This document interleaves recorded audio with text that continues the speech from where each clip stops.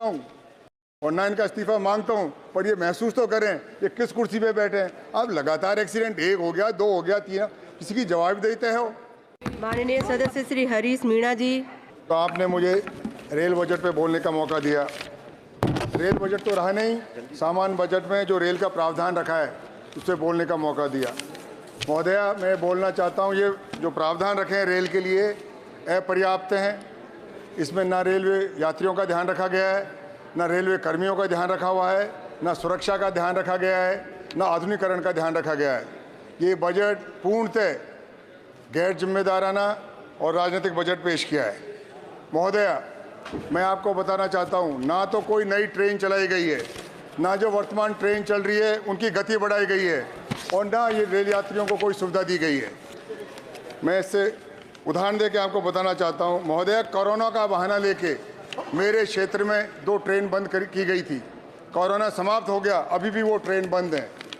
Train है, नाम बताता हूँ आपको,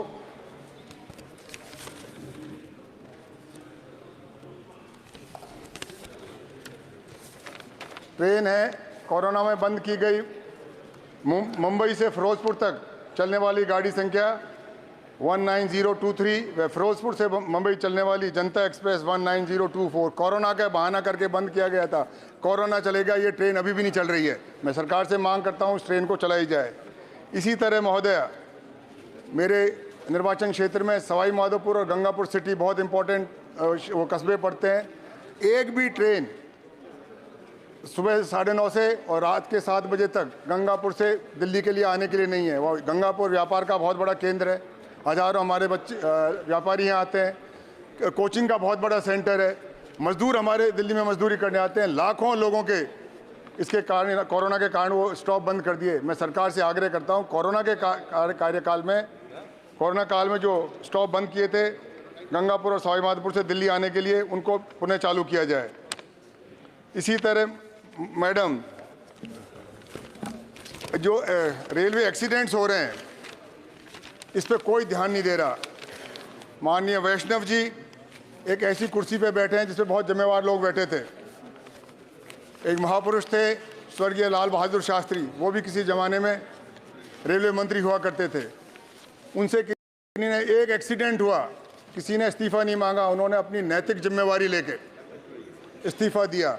मैं कोई उम्मीद नहीं करता हूँ और ना इनका इस्तीफा मांगता हूँ, पर ये महसूस तो करें ये किस कुर्सी पे बैठे हैं। अब लगातार एक्सीडेंट, एक हो गया, दो हो गया, तीन, किसी की जवाबदेही तय हो। सरकार ये तो बना, इसके लिए जिम्मेवार कौन है? राजीव प्रताप रूडी जिम्मेवार हैं या कोई और जिम्मेवार है? उसका नाम बताएं। अंत में महोदया, मेरी एक आपसे वो है, एक अनुरोध है।